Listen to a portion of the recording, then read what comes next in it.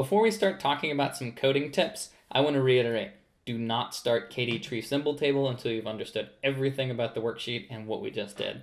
If you try and proceed before that, you're going to have a terrible time and it's going to be impossible to debug because there's a lot of subtle things about the timing in this assignment. So I'll reiterate, with the range search, it's very important that you go both directions and you use the pruning rule where if the query rectangle does not intersect the corresponding rectangle for a point, you call off the search, all right? With nearest neighbors, things are just a little bit more complicated, but it's very common to get something in here wrong. So what you want to do is, whenever you're trying to find the closest point, again, you need to search both subtrees, but there's not only do you need to prune based on distance to the rectangle, but you also need to make a decision about whether to go left or right first based on the insertion order, okay? So make sure you're doing that, and now let's talk about coding in a recursive tree scenario. I'd like to give you guys a look at what it's like to write recursive tree code.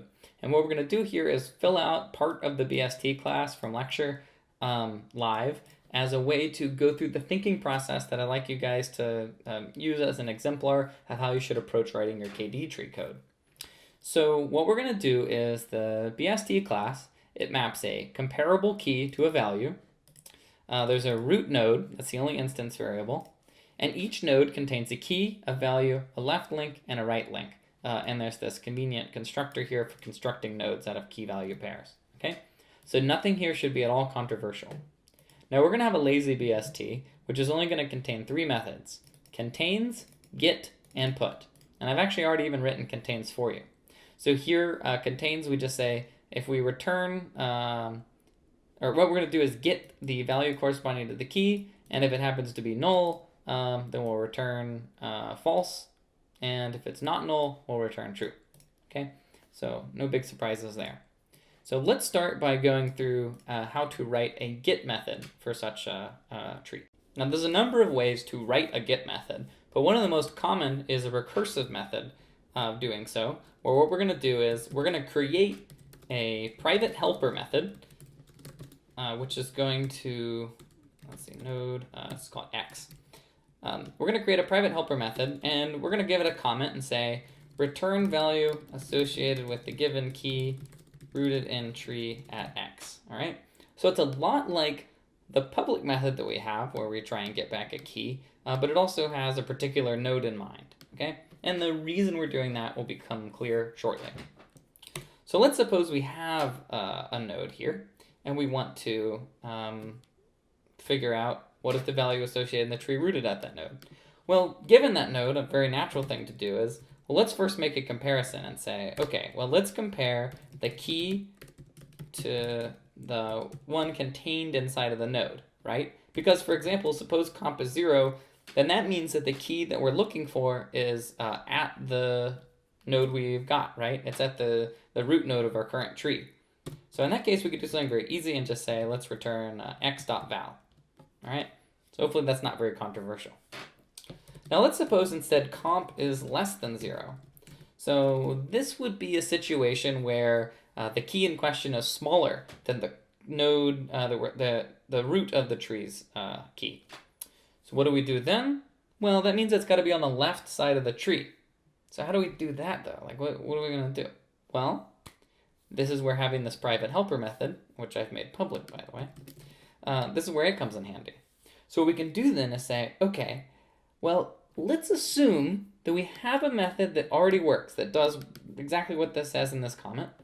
And let's return, let's say, get x.left, all right? And we still need to hand over that key.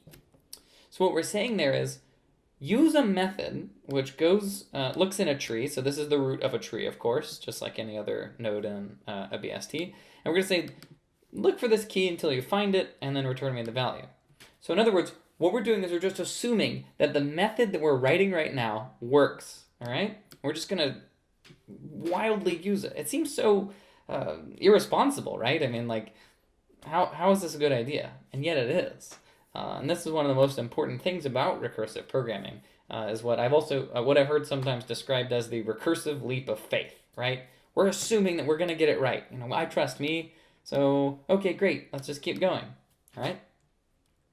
So if I do that, then I'm just going to assume my method works, and then I just have to handle this other case where if the key we're looking at is bigger than the root, then what we need to do is go right. Okay? And this is some pretty profound stuff. I mean, it's pretty amazing that this is not only a reasonable way to program, but actually probably the best approach to this problem. So we put all these together, and we're getting close. Now, one issue is that not all nodes' children are non-null, right? So if you have a particular node, it's possible that maybe its right child is going to be null.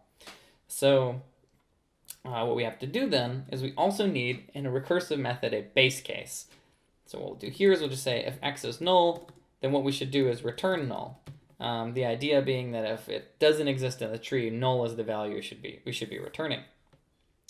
Okay, now assuming that this method works, then what we can do is we can use it to carry out our public method. What are we going to do here? Well, we're just going to do the very natural thing of returning get key comma root. And the reason that the client can't just do that is because the root is a private variable, right? So we have to do the translation for it. And so assuming that we haven't messed anything up, if we run this and we perform suitable testing, which for time's sake I'm not going to do here, then this will be fine. Now you'll note that this is a little ugly and it's very different than the kind of way that the BST code on the website looks. So you can actually look at the Git and you can see this one's a little cleaner. So you might imagine, oh, okay, after you clean this up a bit, you can make it a little nicer.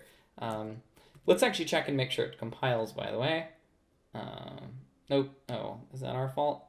Yeah, 36, missing return statement. So Java's yelling at us because it says there's no return here, because Java is not smart enough to realize that this actually exhausts all of our cases. So we don't really need this. Maybe it'd be better to do, for example, else if, and we could do this right here, return. So we run it, and now it compiles, good. And testing would show that it works. Still, it's not quite what we had over here, and you'll see that for symmetry reasons, the code was refactored so that the last case was the equals case, but it doesn't really matter, just this looks a little uglier. Okay, so that's the get method, and that's about how you should think. Let me highlight one of the most common rookie mistakes.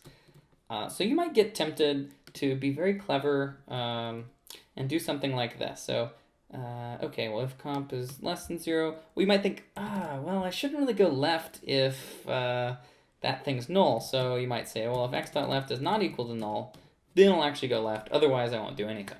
Okay? Well, it turns out this is a terrible plan. In fact, really bad style.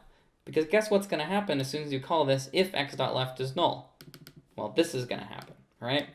So this is like the cardinal sin of recursive programming, and it gets really terrible when it gets into the space of, say, range or nearest. So with nearest, we had a lot of different complicated situations we had to keep in mind. And if you start trying to do this, what I'll call pre-checking, it's going to bloat your code and make it insane. So for the sanity of yourself and for those of us who will be grading, I ask that you please trust your base cases. You'll end up with much cleaner looking code. And it's not just about null checking. Remember, it's also about rectangle intersections. It's about distance. These things can be handled in base cases. And if your code starts looking ugly, it's probably ugly, and you can revise it in some way. And of course, we're always happy to answer questions about how you could make your code look better. So much like our get method, we're going to create a private helper method. We're going to say put key val and root for very similar reasons. And then we're going to create a private helper method called put. That's going to take a key, a val, and a node. And one non-obvious choice I've made here is that I'm making the type of this private method a node, whereas this one was of type value. All right? Now there's a very important reason for this that will become clear as we go. So what we're going to do is we're going to say, we're going to start with our base case this time. We're going to say if x is null, then we need to do something. Well, we know that we need to create some kind of node, right? Because it's a new key value pair. So if x is null, it means a new node needs to be created because it's not already in the tree. So we'll say return new node key val. And what we're doing here is a little haphazard. We're just creating a new node and we're returning it, assuming it will be useful to somebody else. Okay? So once we've done that, we can proceed and we can think about our other cases. Again, we'll do a comparison. And the idea here is we want to know whether or not we have found the thing we want or if we should go left or right. So if comp is 0, then what we need to do is, well, in this case, that means that the key we're trying to put already exists in the tree. So what we need to do is set x.val equal to val. And that's all. But we're supposed to return some kind of node, so it seems like the most natural choice is going to be x. Okay? So again, not really clear why this is useful. But of course, this should take care of this case, right? If we find the key already exists, it makes sense that we should only have to update the value. Okay. So now things get a little stranger and more interesting, where we're going to say, for example, if comp is less than 0, then what we need to do is, oh, well, that means the thing we need to insert should be put to the left. So we're going to call put key val x.left. And then, this is the interesting part. If I'm a node and my left child is null, then of course it's very important for me to take that node and make sure it's linked to my left. So what I'm going to do is say x.left equals put key val x.left. Okay? And now what I'm going to do is I'm actually also going to return myself. All right? And the argument here is, well, let's suppose that I'm done, right? Whatever I happen to be, I'm done. I need to make sure whoever's above me, if he called put to his left or his right, that I'm telling him about myself so I can stay in my position. So imagine, here's the root. Here's say we have a tree with only 2 nodes, root and the guy next to him. And let's say something gets inserted at this null at the very bottom far to the left. Then this guy's going to say, hey, my new left is... This guy says, hey, my new left is this node. He gets done, and then he makes sure he maintains that left link. I don't know if that made sense. But if not, for the magic of rewatching, you can try again. But this is a pretty tricky point, but one that you're going to be employing in your assignment. Okay? And so then we have our final case, which I'm going to leave commented out, because otherwise we're going to get that warning, or that error from Java. So in the other cases where we need to go right, and in this case, we're going to say x.right equals put key val x.right, and we'll return x as before. Okay? So all of this together, let's make sure it compiles. All right, cool. So all this together, assuming I didn't mess anything up, should work, and this should be a put method. And this is roughly speaking how your put method should look, though if you look at the given one, they've managed to compact things down. They also have this extra thing to support a size method, but you can see that you can make it a little simpler if you clean things up just a bit, right? So you can see how this is made nicer. So that's it for the put method. Now, I didn't explain that in a way that if you came into this cold, it's necessarily that useful, but hey, limited time, I hope that was useful enough. All right, thank you. Not certain that was the best explanation of how a put method is developed, but hey, hopefully it's good enough. So a few meta points about this assignment before you get started, and we call it a day. The number one, most important one, again, I'll reiterate, sorry, I know I'm repetitive, make sure you really get kdtree symbol table before you get started. This assignment is notoriously difficult to debug when it comes to performance errors, so make sure you really get these 2 paragraphs. And if you're having problems, the answer lies here.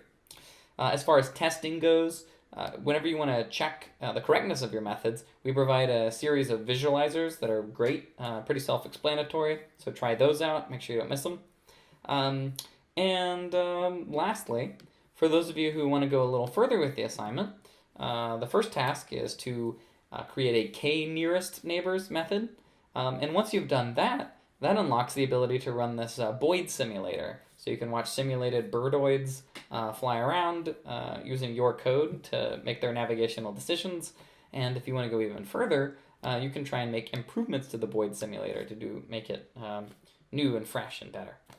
Okay, so all of that information out for you guys. let's call it a day. I know it was a very long video. Let me know what you think, and see you next time.